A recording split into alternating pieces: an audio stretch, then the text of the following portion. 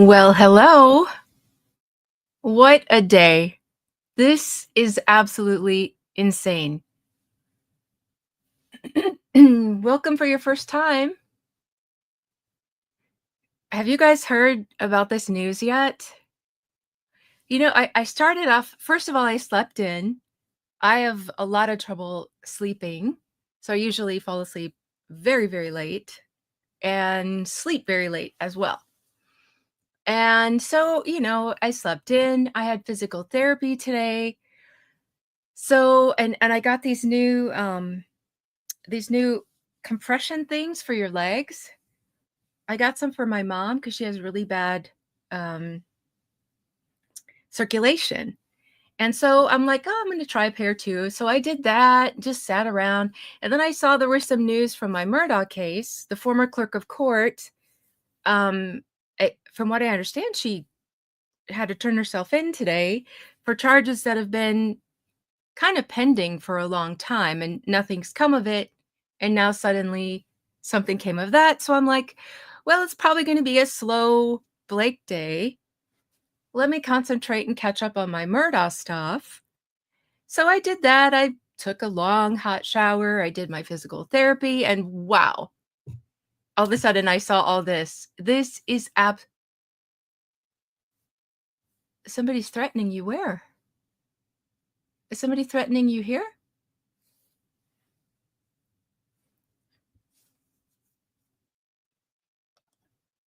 Do you mean here? Oh, okay.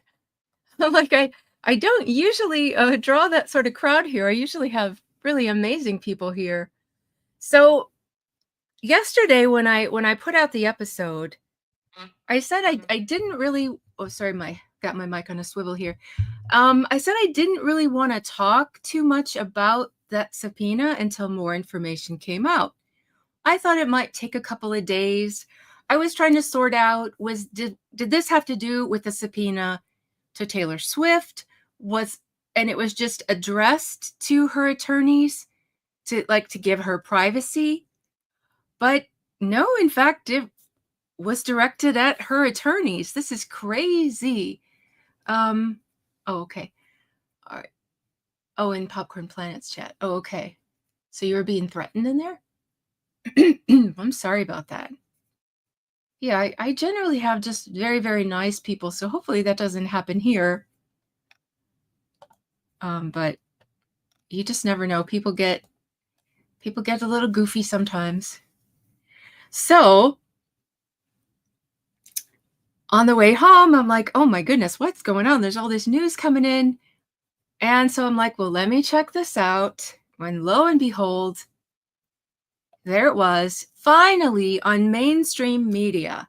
Finally, people are actually reporting. It's been crazy. Like all of the mainstream news outlets, except for Daily Mail, were so overwhelmingly in favor of Blake and Ryan. And they've been on, of course, their big PR tour, appearing for this, appearing for that. It's Ryan is so well connected. He owns so many things with so many people. Then, of course, he has Ari with WME, who self-proclaimed to be their ride or die. So they have these connections, and they're kind of able to control in a way that I didn't think was still available in our day. They're able to control what gets actually put out in mainstream media. So if you wanted to hear the truth of anything, you had to come to social media where people were really investigating this stuff. So finally today we see something, and I think the only reason we're seeing it is because it actually involves someone bigger than Ryan. It involves Taylor. And so, if this hadn't happened, I don't think anything would have changed. So it all stemmed from, and I was up really late I'm late last night to me is like early morning to you. Like there's literally birds out there when I fall asleep usually.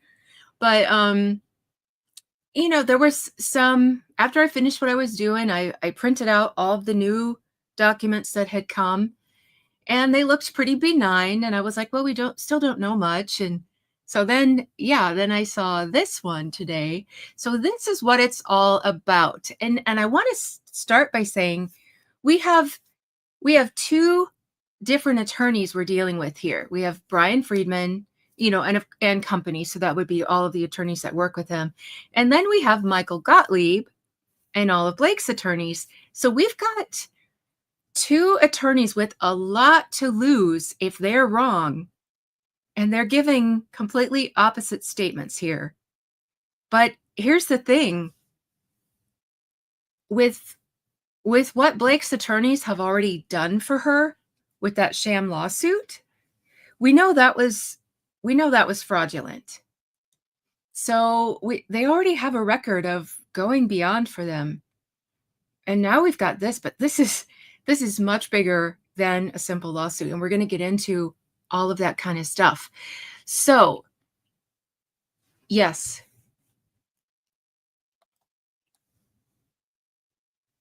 Yeah, and she was really, really smart. Really smart. Oh, not actually go and just put the brakes. Let me Not actually Golden, just put the brakes on assuming Freeman got good info about Taylor Swift being extorted. She's assuming that Gottlieb isn't just grandstanding about threatening to go after Friedman. Here's the thing, at this point, anything's possible. It's just,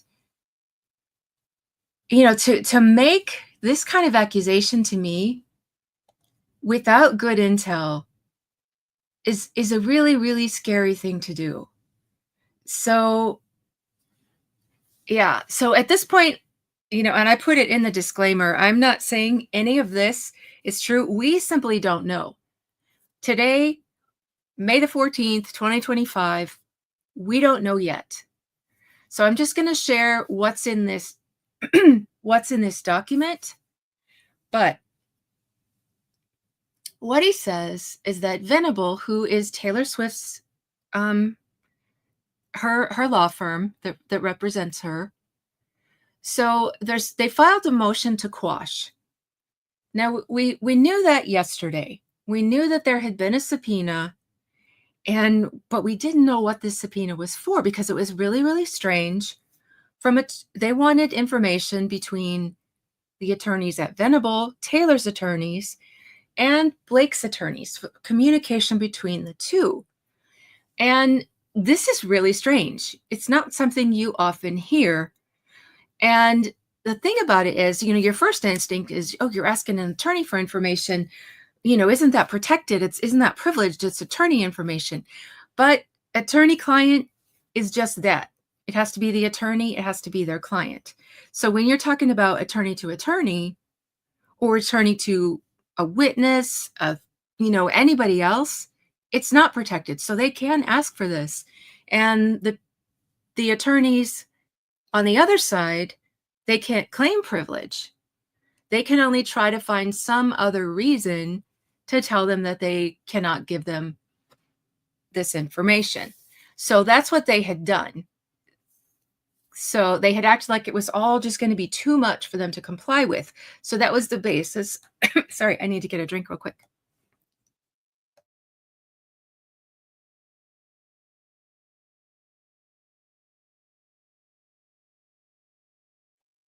I just burnt my tongue. That was still too hot. Sorry. So that was going to be the basis of trying to quash this subpoena.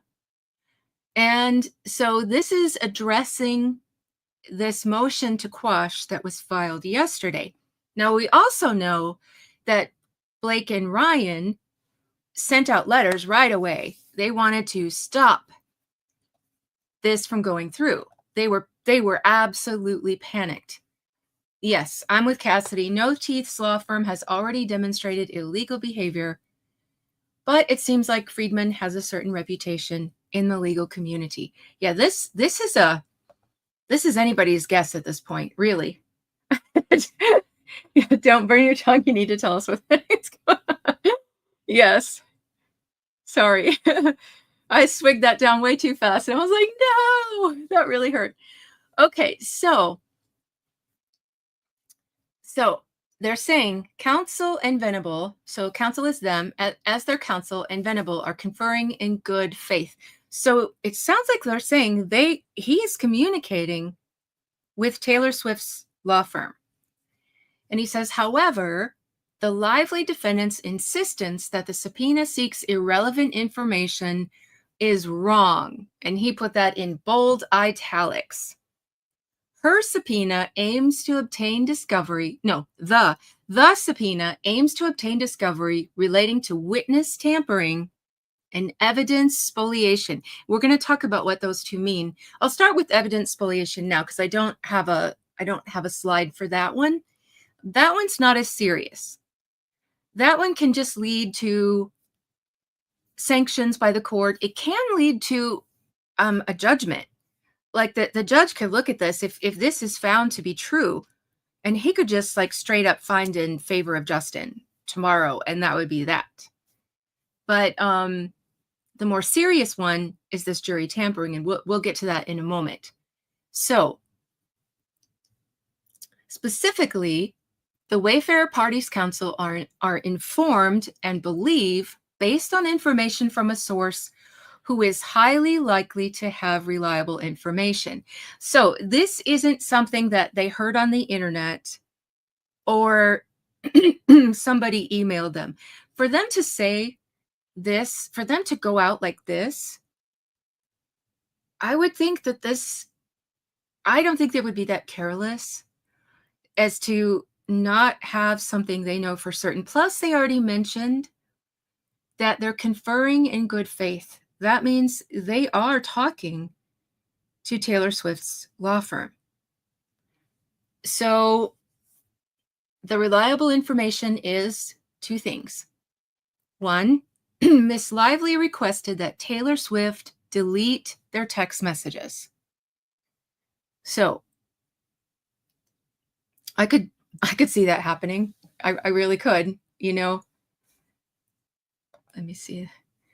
I'm gonna do I'm not, since this one's very informal, I'm gonna go ahead and interact with the chat today. I normally don't do that because I have something very set, but this is all just like spur of the moment and just anything goes. Friedman saying not only did Blake threaten Taylor, but she likely destroyed evidence on. Yes, that's what I'm thinking. If she's asking Taylor to destroy evidence, she's probably destroyed every bit of evidence she had anywhere. And you know, forensically, some stuff can still be found. And I've had this feeling because she just seems so sneaky the way they did with that sham lawsuit. And you know, I just wouldn't put anything past them right now. I don't think Friedman would throw this out there without evidence backing up. I agree. I do. And of course, the other side's gonna, you know, deny it. No teeth would absolutely lie to their own lawyers. They know how this works. Loophole keeps law team clean. Yeah, based on previous behavior by these very same people, what they were able to get their attorneys to do before, this does not surprise me at all. Not actually Golden doesn't like Friedman. Really? Oh, that's sad. I like him. I mean, I could see why some people don't. You know, if they like things a little more, you know, prim and proper. I'm such a speak your mind sort of person. Like, I get frustrated with the justice system because there's so many like little nitpicky things you have to follow in the law. And it takes away the humanity from it. The part of you that just screams, this is not fair, make this fair. That's not the way the law works. You don't have humanity until you actually get to a jury. When you have 12, or in federal court, it could be 6 to 12 people sitting there judging the case. That's when humanity enters the lawsuit. But all of this now is all about sign it right, file it right, you know, letter of the law stuff that has nothing to do with what's fair. And that's really hard for me watching this part, you know, and it gets really hard for me when we get to the limine section, when they start trying to cancel out evidence for each other and stuff. And I'm like, no, that needs to stay. But yeah, so I can see when you're used to like all of these strict rules and your personality likes things in a row, he would be a frustrating lawyer to watch. But I'm kind of a wild and rebellious sort of. So I like him. He says what needs to be said, not necessarily, the way, I don't know, but I like him.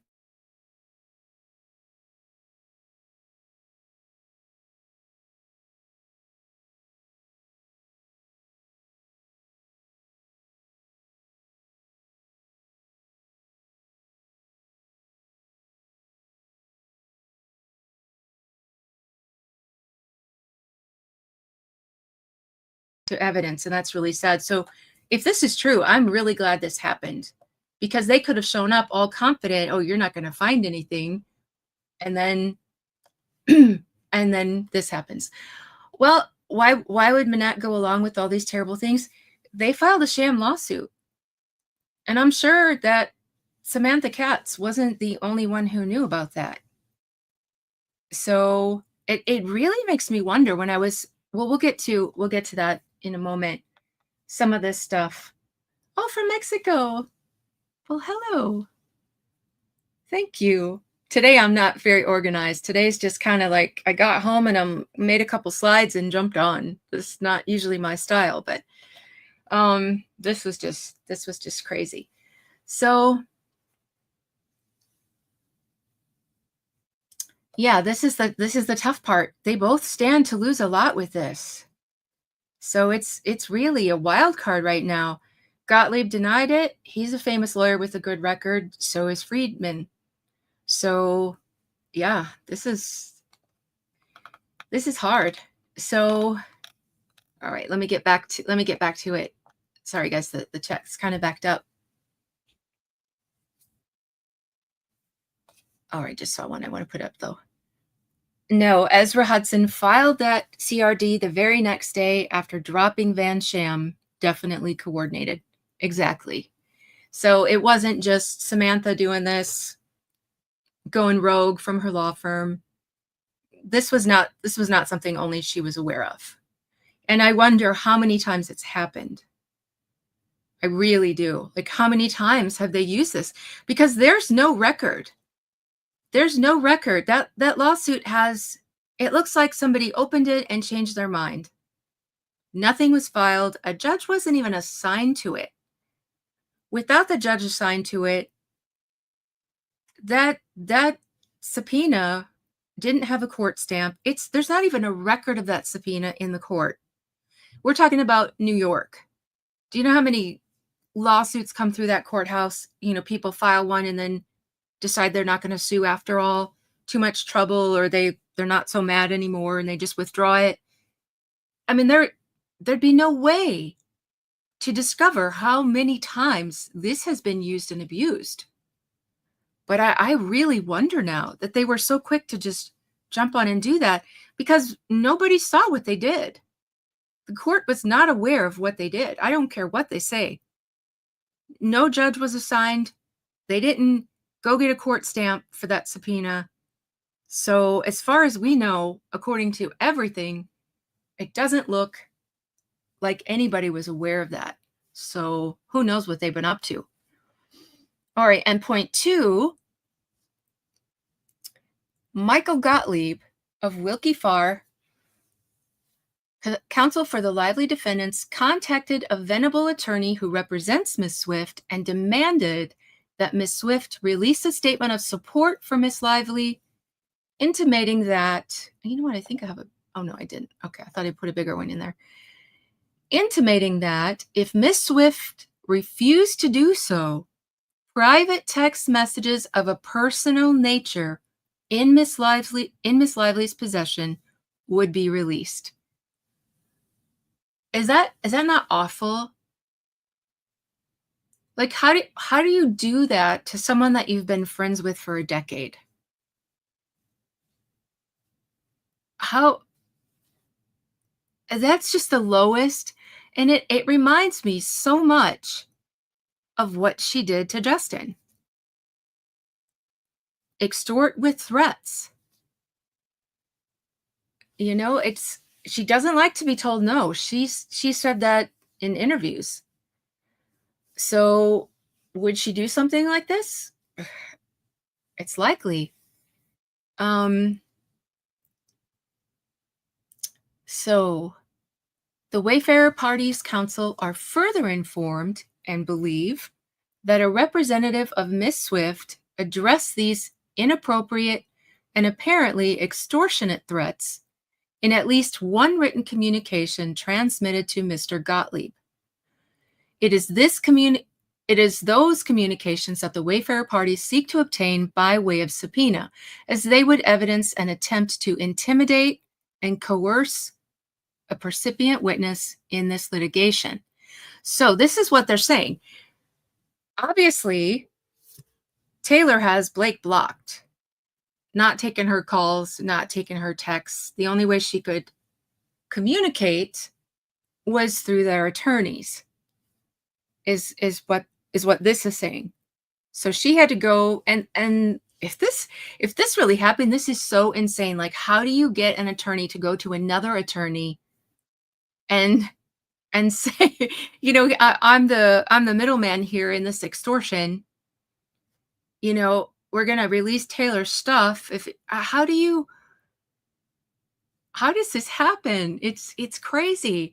But and my brain keeps saying this can't be. This just can't be. But if it was just a source, I would doubt it a little more, but he says he's also in communication with them. So I don't know. And here's the other thing, it's released. So if you are Taylor Swift and People is reporting this and you know it's not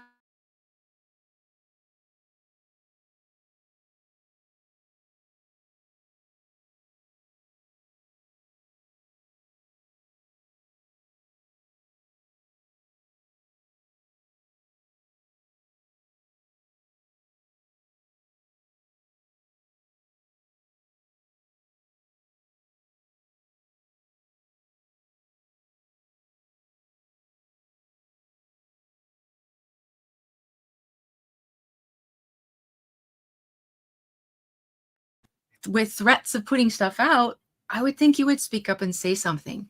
Because I mean, it's been hours and nothing has been cleared up. This story is still standing. So I think so too, Francesca. I think Taylor had reason to believe Blake was not really harassed and that text messages along those lines are the issue. Yeah, there's something that Blake knows is in text messages that she doesn't want seen if this happened. And it wouldn't be just because the only things that they in the subpoena to Taylor Swift, they only ask for things pertaining to this case.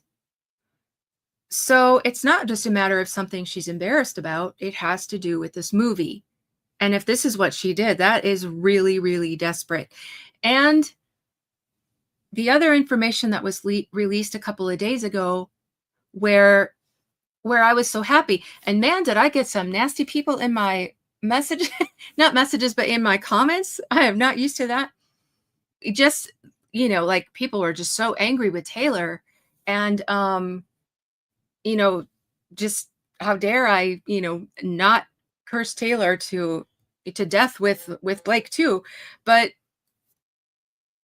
it said that their friendship ended in December. So that's when she filed. They said when she filed in December, that's when their friendship ended. So it wasn't after Justin filed his where it said that she was using her as a dragon. That was in January, like mid-January. And if she stopped being friends with her when she filed this complaint, then she knew something was wrong with that complaint. It wasn't till she saw Blake calling her a dragon that she got mad. If it was December, if that's in fact true. So, what is it? Maybe the Fat Liar sent messages to Taylor Swift about how she was falling for. You know what? I've heard people speculate about that, or like she falls for all her co-stars. Yeah, she could have talked about him being hot. or what it was like to kiss him or something. I'm not saying that's what she did, but I'm saying that very well could have happened, and she doesn't want that to get out because that looks bad. I mean, there's a million things that it could be, but there's something that she desperately doesn't want shown. I mean, so bad that she would threaten, and it's just what an awful thing to do. What an awful thing to do to your friend. You know, it's it's crazy. So let me see, what else did I want to say about this? So that's what this subpoena is for. They're trying to get that information, the communication between Blake's attorney and those attorneys. And here's another reason that makes me think it's true. If you are Blake's attorney, if you're Michael Gottlieb and you haven't done anything wrong, what's your point to quash this subpoena? Sorry, my phone. If all of your communication, well, first of all, why are they even communicating with Taylor Swift's attorney? I mean, they have no business together. It's two separate issues. So, but if all of your communication between your firm and Taylor's firm is all on the level, why are you desperately trying to get that quashed? Because Gottlieb tried, Blake and Ryan, they sent letters here, they sent letters there. They wanted that quashed instantly. I mean, there were so many letters put out yesterday trying to quash this. Why? Why are you so desperate to stop this communication? At first, when I saw this quashing going on, or motions to quash going on, I thought, oh, they're trying to defend Taylor in the hopes that one day they can be friends again. So I thought it was going to be like a nice reason, but it wasn't about that at all. Apparently, they knew if this is true, what they'd asked their attorney to do, and that was going to be exposed. And at this point, if I were Michael Gottlieb, after this coming out everywhere, I would withdraw my motion to quash. I would say, please put it out there so I can clear my name. I don't want to be accused of this. I withdraw this motion. Please put it out. I'll put it out there myself, but they want it hidden. Why do they want it hidden if it's all just fine? You know what I'm saying? So, yeah, Taylor Swift is a powerful billionaire. I don't believe she can be blackmailed. I mean, she's been through it. Every one of her heartbreaks have been, tabloid fodder. Everybody knows when she gets her heart broken. Yeah. But how awful. And I won't be surprised if whatever it is does still leak somehow, because I wouldn't put anything past Ryan and Blake at this point. I just feel like they are just full of evil. So what do they say at the end of this? So Wayfair Parties Council are in active discussions with Venable. See what I mean? If they're talking, if they're communicating, I would think Venable would say, hey, this isn't true. I don't know where you heard this or who you heard it from, but this is not true. But I don't know, guys. So to determine how to proceed, should those discussions prove unfruitful, the Wayfarer parties will either oppose the motion to quash or withdraw the current subpoena in favor of an amended subpoena seeking only the communications in question. So I don't know. What do you guys think? Wish I knew how to put a poll in here. I'm so inept at this. I don't know how to. One of these days I'll figure that stuff out. But yeah, I was thinking, I hope Taylor's next album is called Frenemies. I was thinking something along the lines of something about dragons. There definitely needs to be a dragon on the cover. And man, this has got to be one of the biggest betrayals of her life. I know her heart's been broken a million times, but I mean, a decade-long friend. And like I said in one of my previous, oh, there's a new filing. One of my previous episodes, now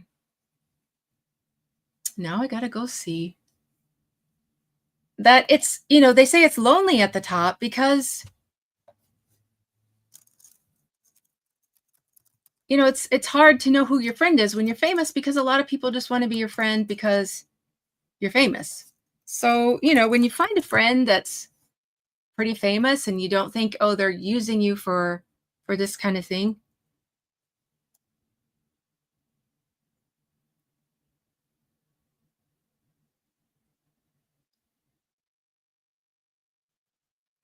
All right, sorry guys, I'm looking up this new filing. Oh wait, that's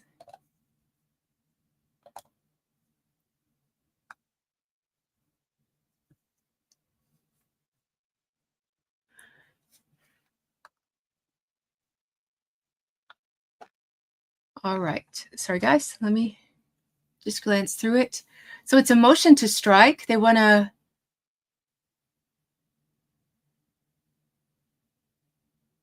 on behalf of our client Blake Lively, we respectfully move to strike the letter signed by Brian Friedman and filed earlier today. The letter, which was not filed with any evidentiary support of any kind, much less anything under oath, falsely accuses Miss Lively and her counsel of engaging in witness tampering and evidence spoliation based on an undisclosed anonymous source. Miss Lively requests that the court strike the Friedman letter pursuant to its inherent power to control and to strike material from its docket that is abusive or otherwise improper under the circumstances. It should be unnecessary to respond to anonymously sourced, baseless allegations recklessly leveled without any supporting evidence. It is worth stating for the record, however, that each of the allegations in the Friedman letter is unequivocally and demonstrably false. As a legal matter, the Friedman letter is improper. It does not seek any form of relief, is irrelevant to any motion currently pending before the court, and serves no legitimate purpose. It's a response to a motion to quash, so that's not really true. It is not useful to the court in any respect. Miss Lively filed a letter to which the Friedman letter purports to respond as a courtesy to inform the court about the motion to quash proceedings that Venable commenced in another federal court and to preserve her own right to object to the third-party subpoena. But she did not ask the court to take any action, and her letter did not merit or warrant any response from Mr. Friedman, let alone one that purports to manufacture a conspiracy theory in order to obtain communications from opposing counsel via a third party. The apparent intent of the Friedman letter is to launder scandalous and defamatory allegations about Miss Lively and opposing counsel into the press by abusing the court's docket and avoiding the order requiring attorneys in this case comply with Rule 3.6 of the New York Rules of Professional Conduct. Within minutes of the Friedman letter appearing on the court's docket at 1:50 p.m., media outlets began publishing stories concerning the Friedman letter, including one that posted a 40-plus paragraph article at 1:55 p.m. that asserted as fact that Miss Lively threatened to expose Taylor Swift's private texts unless she publicly sided with her in Justin Baldoni feud. During a hearing on February 3rd, 2025, this court explained to the parties that it would intervene if it turns out that this ends up being litigated in the press in a way that would prejudice the opportunity of the parties to a fair trial. The court should promptly strike the Friedman letter from the docket to avoid exactly the result. Okay, whether to grant or deny a motion to strike is vested in the trial court's sound discretion, and then it goes into the laws of what backs them up for this. Okay, so they're asking for this letter to be struck. Let's see. Sorry, guys, I need another quick drink.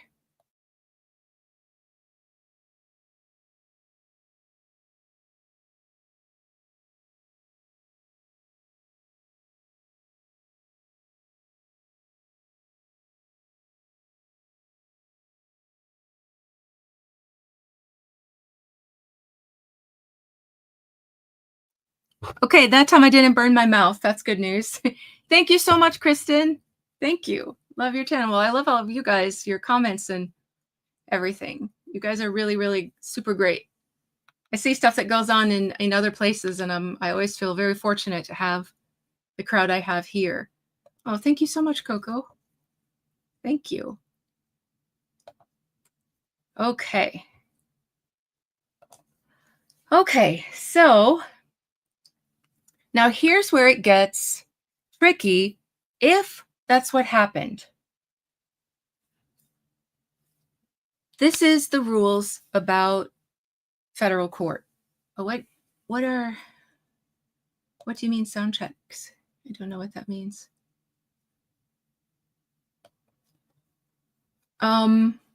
Okay, so whoever knowingly uses intimidation, threatens, or corruptly persuades another person or attempts to do so, or engages in misleading conduct toward another person with intent to influence, delay, or prevent the testimony of any person in official proceeding, cause or induce any person to withhold testimony or withhold a record, document, or other object from an official proceeding, alter.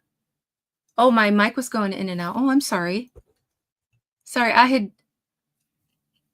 had turned it off to take a drink. Was that it, or is it going out more? Sorry about that. Oh, Jill, I know I was going to do that today. That's what I was looking into today. And then this happened. So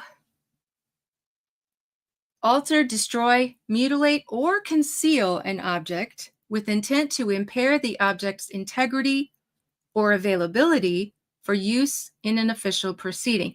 So this is what that would fall under if it were actually proven, if these allegations do come in. And these, again, I talked about it before when we talked about the wiretapping and those kinds of things, where Stephanie Jones and, the way she got this sham subpoena and got this information off of Jennifer Abel's phone, they actually put 3 federal rules that were broken that are actual felonies or criminal. And then there was 1 state. So just like with that, it wouldn't roll into this current lawsuit. It would be separate. Like this one is civil. It will always be civil. It will never have criminal. So if these things do end up getting pursued, if they're federal, then it would be the U.S. attorney that would investigate it. It would be a whole new lawsuit, not lawsuit. It would be a whole new trial. If it's state law, it would be the DA that would investigate it, or if it could be both. At this point, we don't know. They only mentioned jury tampering, so I'm sure he would add others to that list, and we don't know where any of that's going to go at this point in time. We don't even know if it's true. So, but if it is, this is what they could face. Shall be fined under this title or imprisoned not more than 20 years or both. So it goes actually up to 30. But now in criminal court, there's degrees. But this is civil. So this doesn't go by degrees, but it does go by how bad it was. So, threaten with physical harm, threaten to kill. Of course, those are the very, very worst. Some people are even killed, because they're going to testify, and they're killed before they can testify. Of course, that would be what's at the very top, the 30 years. But if this is true, and she did threaten Taylor Swift, it would up the scales a little bit. And they could, crazy enough, they could actually end up doing prison time for this. So not only could it happen because of the wiretap, if that's investigated and if that's brought to court, and now we've got this, if this is true, over all of this, it could end up being that way. They could end up being in prison over this. And you know what? If it turns out that as it appears at this moment, that all of this is just lies, what a lesson to learn. I tell you. I mean, I just wanna ask, was it worth it? At the time, the kind of criticism she was getting was all centered around the movie. It would have come and gone. It would have faded away just like it came up. Everybody would have forgotten about it. And because she couldn't accept it and wanted someone to blame for it, like all of this comes out of it. Was it worth it? I just can't imagine any of this was worth it. Well, hello, beautiful Amy. I highly doubt T-Pain would allow Brian Friedman to file this motion without consulting Taylor Swift. Yeah. And like I said, if it wasn't with her support and backing, I feel like she would have made a statement right away. It's been hours now.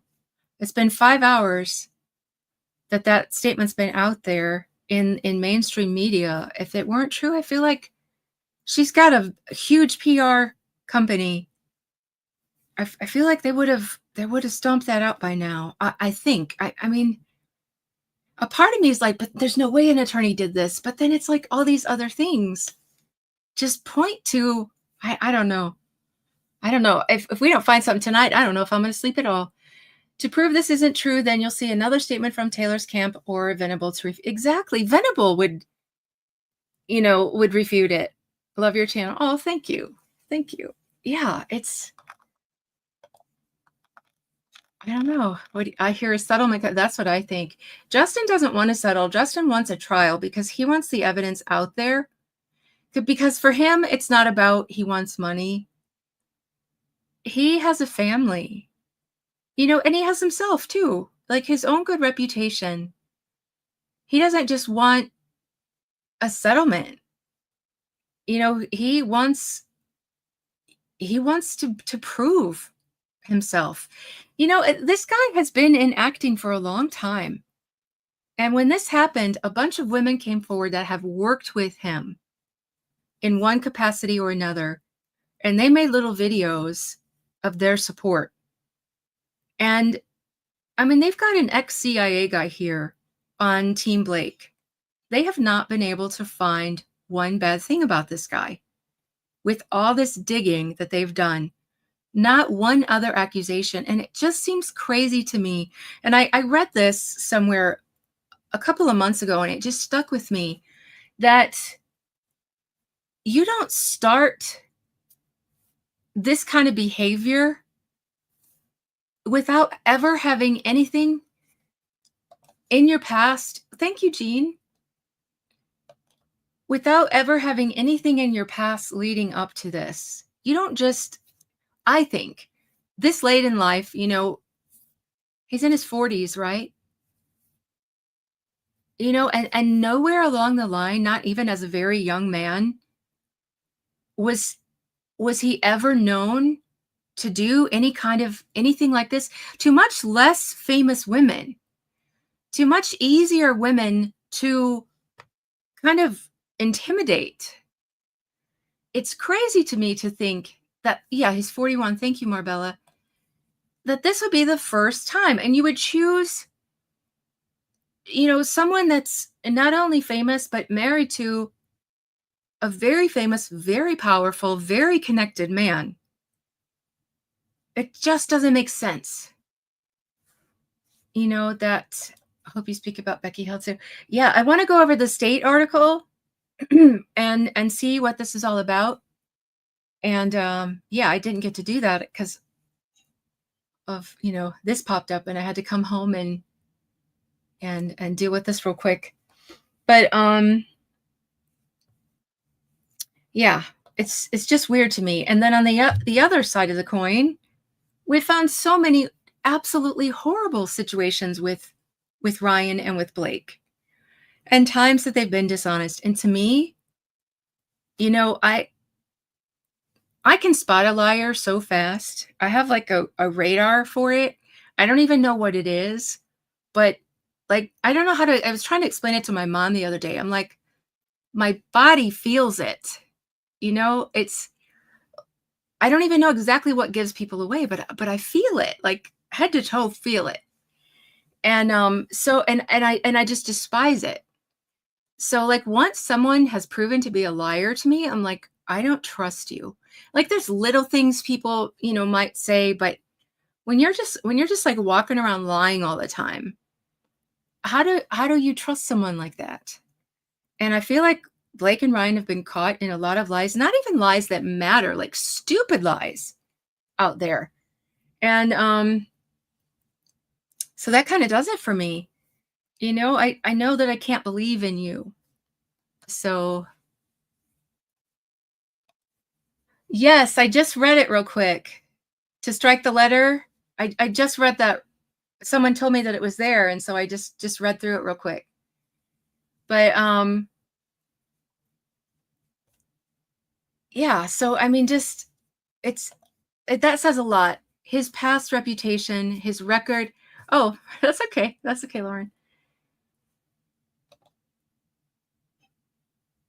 Yeah. You got to trust people to show who they show themselves to be, or to be who they show themselves to be. That's so correct, Ricardo. That's so correct. Once they show you, you don't have to sit around and guess, you know. Lauren, I should check Cassidy right now. If you guys don't follow Lauren, she's over on YouTube. She's here on YouTube too, The Court of Random Opinion. And when you want to know this woman, she is on pacer. As soon as something's filed, she is the first one to know it. So if you want to know what's the latest, just go to her channel, and she's ahead of all of us. I'm probably the slowest usually because I have to sit and think about it and look stuff up and make a whole slide presentation because I'm such a, I don't know how to describe myself, but yeah, and then record it and edit it, and like it's like last week's news by the time I get to it. But if you want to know, like, as soon as it comes out, go straight to Lauren because she's already reading it. Okay, so then this is from the People article. You guys probably already saw this, so I'm not going to go all through it again. We've kind of talked about pretty much everything that's in it already. This, because he said this in the actual letter, that it was a source highly likely to have reliable information. So it makes me wonder, is this Taylor Swift herself? Because if you get, imagine your attorney comes to you and says, hey, I got a message from Blake's attorney, and you're like, you expect it to be some professional, important information, and you find out it's I'm going to release your most private secrets that you texted me in confidence if you don't commit this crime.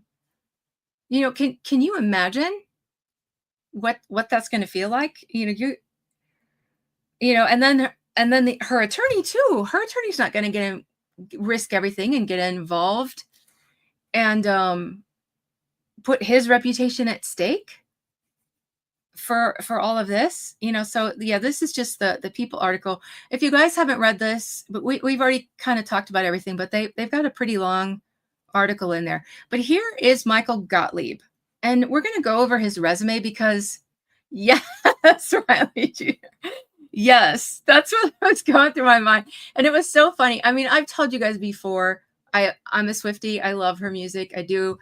It's like my shower jam. I've got my Alexa in the bathroom, and and it's always Taylor Swift when I shower. And so like all these songs are like going through my head as I read the story because it's just so crazy. But and now the now you know a little too much about Cassidy.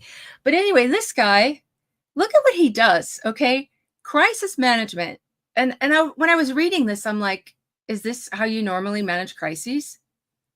Is this your strategic, how you go about this? And let's look at more. Look at this. This is this guy's resume. All right, he's a partner. He's a member of the executive committee. He's the chair of the crisis management group and co-chair of the Media and First Amendment Practice Group and the Strategic Motions and Appeals Practice Group. So he's not just an average lawyer in that firm. This guy he's important there. Not only that, look at all this. He's so that I'm swiveling in my chair. He is one of the leading litigators in the United States. He represents clients in enterprise threatening events, including complex litigation at the trial and appellate level. Let me see this. Cassidy, you have to spend millions of dollars to find out that Gottlieb did these things. What were the odds of him ever getting caught? It took Taylor Swift. Because I think a lot of people would have been too scared, but she's like, nope. Nope. He did a good job for Jay-Z because that case was a sham. Initially, he kept going to Twitter. I believe it. There's a reason lawyers have bad reputations. And if they're trying to stay on top, that's unfortunately when they start throwing caution to the wind and just start getting reckless. So he has taken hundreds of millions of dollars for his clients. He's worked for government, the Federal Trade Commission, the Department of Justice, the Securities and Exchange, U.S. State's Attorney General. I mean, this is not, he's stood before the Supreme Court. And look at all these accolades. He's been nominated as the American, sorry, got to drink again. My throat's so dry.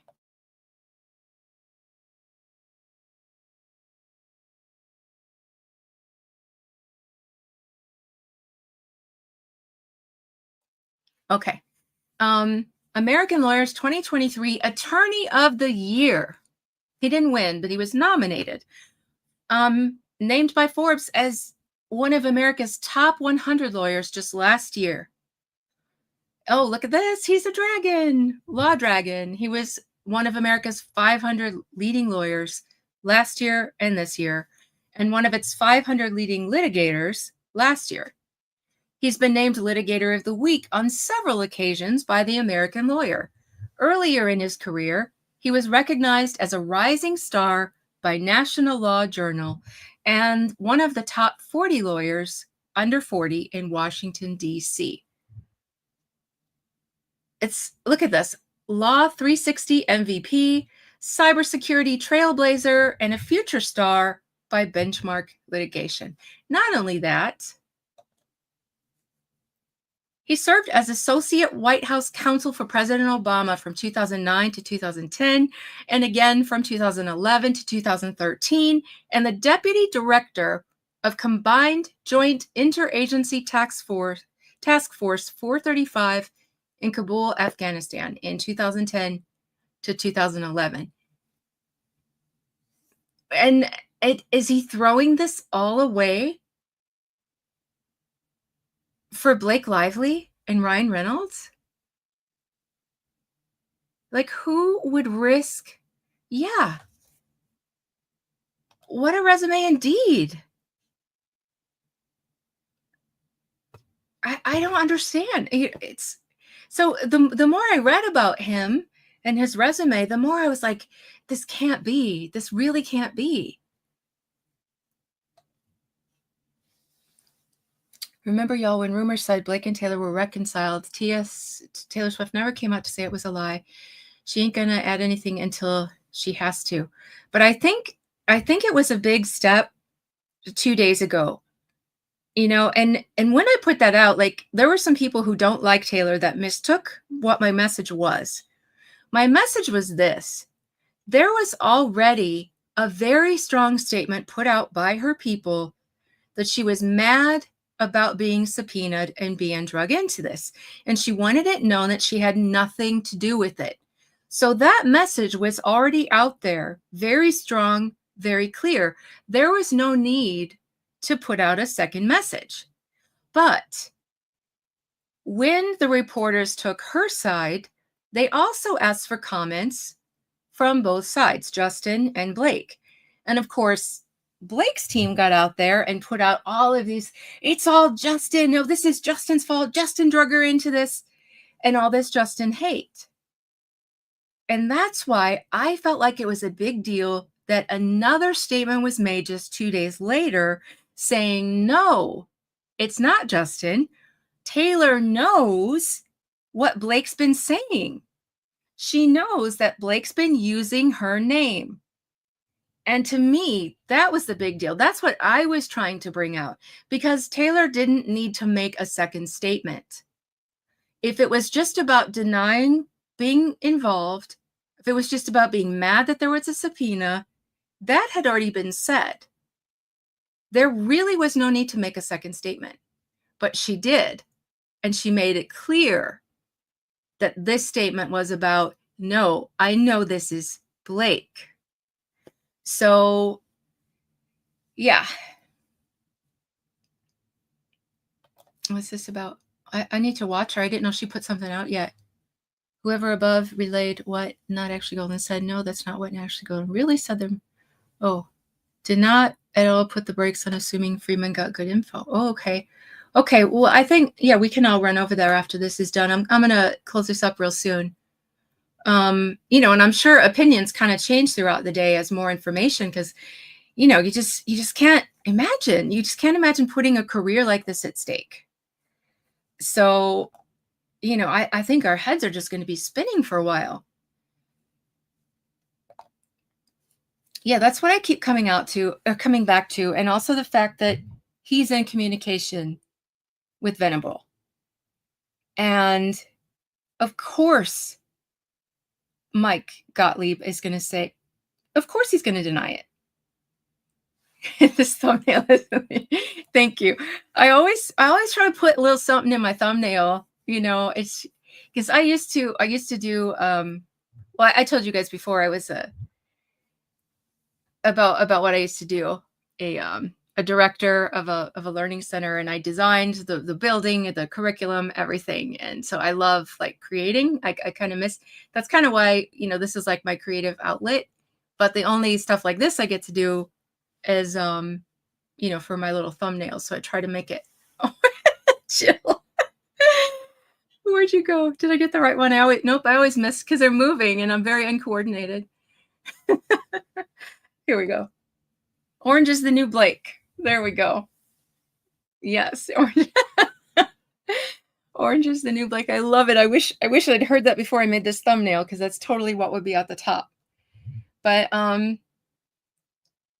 yeah, so at this point, all we can do is wait until we get more information. But there's just so many things that really make it seem like it's possible. I don't know, guys. I don't know. That's why I just ruined my career for these two. You know, Samantha as well. She might be in trouble for what she did. We don't know. Judge Lyman hasn't ruled on that, but can you imagine him just sitting there shaking his head right now? Like, how did I get this case? With all these stupid twists and turns, he probably, you know, and at the time when this all started, I thought we were going to have our couple of weeks of all the filings and, you know, the amended complaints, and then it was going to go into discovery. And once it went into discovery, it was just going to be quiet until pre-trial when we get to the lemony section. I thought that was going to be it, but it's just nonstop. Just absolutely nonstop. But I imagine something like this is going to be acted on very quickly, I would think. I would think the court's like, we got to clear this up right now. We already have one sham lawsuit filed by this law firm. Now we got this going on. I would think that he's going to have to act on this fast, because this is crazy if this is true. You know, and at first I was so impatient with the man. I'm like, will you make a decision on these motions? You know, something. And then all this new stuff keeps coming up. And I'm like, I'm glad he didn't already rule on half this stuff, because, you know, he must have foreseen, he really must have foreseen that this was going to be crazy and that he didn't need to be in a rush to decide anything. But yeah, if this happened, you know, this, like I said, one of the possibilities is that the judge could just make a judgment. He could just rule. You know, if this kind of stuff's going on in the background, and they honestly, if this is true, will be facing charges. I believe this isn't something that can be overlooked. I think the wiretapping was a big if, you know, if they wanted to look into that. But this, if this is true, I don't think a blind eye can be turned towards this. So we may just see them in orange one day, you know? I don't know. So anyway, thanks for joining. I don't have answers. I wanted to share, that this was, a federal crime, and show like what they're facing if they're guilty of this, and to show what this man, if he did this, what kind of career he could be throwing away by doing it. So anyway, but right now it's anybody's guess who's telling the truth and who's not. Let me click this. Gottlieb knows what he's doing. Medical information is, yeah, and Jed Wallace's, and they put phone numbers and addresses out. These people have been, for a top law firm in New York, they've been making messes everywhere since this whole thing started. Truly. But anyway, guys, thanks so much for joining, and I'll be back on if I hear anything more. But yeah, Jill and who, I forgot who else it was, asked about the Murdaugh thing.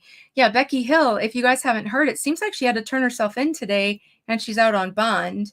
So the charges finally came to her. And I tell you, if Blake weren't in the, in line for this, I would say Becky's now my, top hated person in America right now.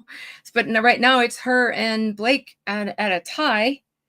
But this could mean a retrial for Alex Murdaugh. For those of you who aren't familiar with the case, there are documentaries on Netflix, on Hulu, on HBO, and it's Alex Murdaugh. He was an attorney that was, for over a decade, was stealing money from his clients, like really sad cases, like people in an accident that lost their mother, a woman who was in a bad accident, and her son, who was already deaf. This beautiful boy was already deaf, and he went out there. He went to a school for the deaf and blind.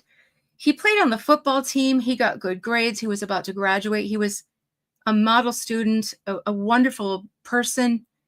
And they had this accident, and he became quadriplegic. And so he's in the hospital, and Alex is his attorney, wins him millions, steals it all. And here's the thing. Right after the settlement comes through, it's something like, Jill, do you remember, is it 2 days? 2 days after the settlement? The money's not there yet, but you know that you won. It just takes some time to actually get the money in hand. He mysteriously, now this guy is a quadriplegic. He cannot move. His machines get unplugged, and nobody notices for 30 minutes. Why aren't there alarms going off? What is going on? Okay, and then he's brain dead. And then he dies shortly after. And here's his mother. She's still going through surgeries. She's been through like 15 surgeries from this accident. And that man stole their money. So here's this woman, I forget how many bones in her body are broken. And her son is now dead. And here she is sitting there waiting for her settlement. He gives her a little bit. And for someone who's never had anything, it seemed like okay money, and he walks away with their millions of dollars. And these aren't the only people. Another man, Arthur Badger, his wife is killed in a car accident. They have a bunch of kids. One of them's only 2. It's like 2 and up. And he wins $2 million because he was hit by a UPS truck. He steals it. He steals their money, gives them this tiny little bit of money. This man is a single father of all these kids, trying to raise them by himself. And Alex is spending his millions. And, and this guy's struggling. He almost loses his house because he doesn't have enough money to pay taxes, raises these kids, and now like they're getting their money back now, but his kids are raised. They didn't get the chances that they should have gotten, that they would have gotten if they had had that money. You can't give someone back their childhood and their chance at education. Those things are gone forever. and all that stress and worry of trying to keep a roof over his kid's head. So all of this, and it's, I forget how many victims. It's like between 12 and 15, something like that. It's a lot of victims, that just story after story like this. So he's gotten away with it somehow for years. For years, his law firm that's in his name, because it's like generational passed down. His great grandfather was a solicitor, which is like a DA, but in rural areas, it's called a solicitor, and it encompasses more than like a DA does. And then it gets passed down to his grandfather, then his father. So they're generational people. They control so much. I have a whole series called Murdaugh Mafia on my channel. If you don't know the story of this family, please watch Murdaugh Mafia, because it goes back to the great grandfather. But so they're controlling everything, and they own this law firm. He's been stealing millions for over a decade, and nobody seems to know at this law firm. How do you not know you're missing millions of dollars, or that it was paid to the wrong person? And he's so bold, he's like literally taking these checks and going and putting them in his own personal bank account, and the bank is accepting it. It's crazy. So it's all coming to a head. They realize something's up at the law firm finally, and his dad is dying. He's facing all this shame of losing everything, and he kills his wife and his son. And so he was convicted, put away, and the clerk of court is found to be involved in, we don't know what all yet. She's been being investigated for a long time, but one of the accusations is jury tampering. They've had a hearing about it, an evidentiary hearing, and the jurors came forward and said they were not affected by her or persuaded by her, and so it was left to stand. But now with Becky Hill, the clerk of court, now with all of these coming on her, these charges coming to her finally, it very well could reverse his murder conviction. He might have a murder trial all over again. And the thing is there's psychos who have somehow turned to support this horrible man, because doesn't that sound like the kind of man you want to get behind? Yeah, he's the guy for me. There's actually a young girl on Twitter who calls herself Mrs. Murdaugh. She thinks she's going to marry this man. This young, pretty girl. And there's just too many people out there who fall in love with prisoners. He's getting love letters in prison. This guy who murdered his wife and his own child and stole millions and millions of dollars from vulnerable people. The woman who took care of his kids and his home, she was his housekeeper from the time his kids were babies till they grew up. And she fell on their stairs in some weird way and died.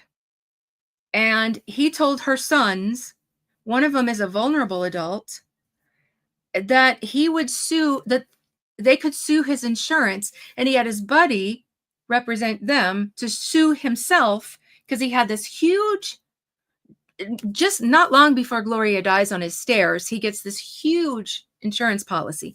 Not something he always had, something new. Then she dies on his property. He says, sue me, I'll give you the money, and doesn't give them a penny, and steals the millions of the woman who helped raise his children, the woman who washed his underwear for 20 years, and who dies suspiciously on his front steps. And yeah, this is the kind of man that we're talking about. But yeah, they lost their home. Her sons did. And while Alex was spending their millions of dollars, yeah, they went homeless. So it's just crazy. And yet people are coming to this man's defense now. So here's what happens now when you have people like that. And you have a retrial. That's scary because all it takes is just one of those people to show up on the jury, and you've got a mistrial, or you've got this man potentially walking away from a murder conviction because of this ridiculous clerk of court. It just makes me, yes, where is our justice system? It's broken. Truly, truly, because the jurors already came forward and said, this has nothing to do with Becky Hill. We think this man is guilty. One of them wrote a book about it. I interviewed her. I've got two of her interviews on my channel, and I did the narration for her Audible book. But yeah, they're like, we knew he was guilty. It has nothing to do with that. And even though they came forward and said that, they're just gunning for this second trial. It's just crazy. Yeah. Oh, you're welcome. This kind of stuff drives me crazy. Yeah. I mean, Charles Manson had fans. He had women deeply in love with him. It's insane. I don't know what's wrong in your head that you want you hear a guy killed his wife and you want to be his wife. It's insane. You bought her book. You bought Becky's book.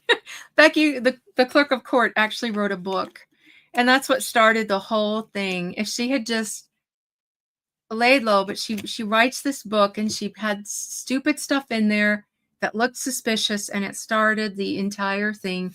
And of course, Alex has this horrible attorney, Dick Harpootlian. He was a senator at the time. Can't stand that man. Oh my goodness. But yeah, he jumped on it as soon as she wrote that book. He jumped on it, and the rest was history. It just, before it got pulled. Yeah, her book got pulled because she also plagiarized it. I'm just like, yeah, if Blake wasn't in the running, Becky would be the most hated woman in America right now for potentially undoing this murder conviction. But anyway, yeah, that's the story. But if you don't know the story of the family, there's a documentary, like I said, on Netflix. There's one on HBO, and there's one on that whole Hulu. Is it Hulu or Investigation Discovery? I can't remember. That might be on Disney. It's tied in with it. Yeah, so it's Disney and Hulu, and it includes that in there. So if you have any of those and you don't know the story, it's Murdaugh, Murdaugh. But if you're from South Carolina, you say Murdoch. I had so many people. His name is Richard Alexander, and he goes by, it's written Alex. So if you're from the north, we all say Alex Murdaugh, but down there they say Alec Murdoch. So I had so many people say, you're mispronouncing it. It's pronounced blah, blah, blah. And I'm like, I'm sorry, I can't do it. I tried to do it. I can't do it. The closest I got was saying Murdoch, but that hurts. A little piece of my soul dies every time I say that. So, but I could never just go to Alec, and people, they harass me so much about it, and I'm like, you know what? I also don't say Greenville. I don't say vehicle. I don't say Alec. This is the way I talk. But anyway, yeah, check that out. And then I have, like I said, the series called Murdaugh Mafia, that explains the background of that family, how they came to power, and all of that. It's another one of my unfinished businesses that I started on my channel. But anyway, the book, yeah, since they pulled it, there's limited editions now. It could be worth, let's see where it goes. And oh yeah. Yeah, I tried to, like, there was no good way to remove that without messing up the hair, but that's the face that I wanted, so it just came with the beanie. But anyway, yeah, I thought about it, but there's so many books. Oh, and Hulu, I can't believe I forgot to say this. There were these investigative journalists, Mandy Matney and Liz Farrell. They broke the story wide open. And it was their podcast that revealed so much. They found the financial problems. They found so many things. Like they are so brave. I hide away far up north, and they were right there living there among like miles from Alex Murdaugh when they told the story. And they were so brave. But anyway, Hulu has picked up, they're doing a series about it, and it's based on their story. Like it tells the whole story of Alex, but it's like from their viewpoint as the podcasters who broke the story. So it's really that's filming right now, and it's got a lot of like well-known actors in it. Actually, one of them did a movie with Blake. Jason Clarke, who's playing Alex Murdaugh, did a movie with Blake where she was blind. It was one of her like big flops, so it's not well known.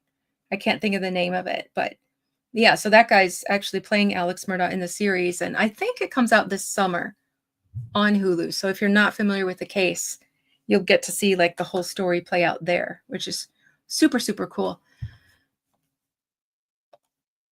Witness tampering or jury tampering. So, sorry, we've left the Blake story and we're in the Alex Murdaugh story. So the Alex Murdaugh story is jury tampering, and the Blake story is witness tampering. So, my accent is thicker than thicker than a Snicker. Grew up in Alabama. Oh, cool! I love Alabama, and moved to North Carolina. In both places, we say Alex with an X and Murdaugh. Okay, so Murdaugh. Oh yeah, Alex Murdaugh. That's the way we say it. So, but in South Carolina, for some reason, the locals say Ellick and Murdoch. So, and yeah. So, anyway, you saw the movie when she was blind. Was it good? That one didn't. That one didn't. When I went through the list of the movies they've made, that was like one of her like worst flops. And I really like Jason Clarke. Age of that's her one movie I've seen, and I did like it. I just felt like I was very disappointed in her acting, but I adore Harrison Ford as an actor. As a person, I don't know, but I loved the story of it, but I thought she just acted so poorly. Like there was no emotion, and it had lots of chances to show it, but their college team mascots are meth timer. Yeah, the Gamecocks. I'm like, that's kind of the worst. That's the worst team name I've ever heard. Like chicken's supposed to be you're scared. Why? Yeah, I don't get it. I don't get it. But anyway. All right. So I'm gonna get off now, and yeah, I've got a lot of Murdaugh stuff to catch up on. It's just this one just won't settle down. Let's see. As a Swiftie, she will not be bullied by anyone. She did not let Kanye get away with it, regardless of how big he was, and that she used to idolize him. Yeah, I mean, and what I've said all along, like I know a lot of people abandon her, and I'm not like some wild, crazy Swiftie. I enjoy her music. It's that simple. And I didn't want to like have to stop listening to her music. I'm like, please don't be bad. Please don't be involved in this. But she stands up for people, and she never did for Blake. So that's why I was waiting. I'm like, I'm not going to say she's bad till I have evidence. I don't like to move on anything without evidence. So I was waiting, and to me, her silence said more than like a million words. If you're not standing up for your friend, there's good reason, because she's not that kind of person usually in supporting someone else that she loves. So yeah, but yeah, I don't think, yeah. Now we understand the unfollowing, right? And he's got money invested in some of Ryan's little business ventures. I'm trying to remember. I think he's invested in the new soccer teams that Ryan's working on. He bought one from Mexico and one from Colombia. And I feel like that might be what Travis invested in. So that's going to be messy. But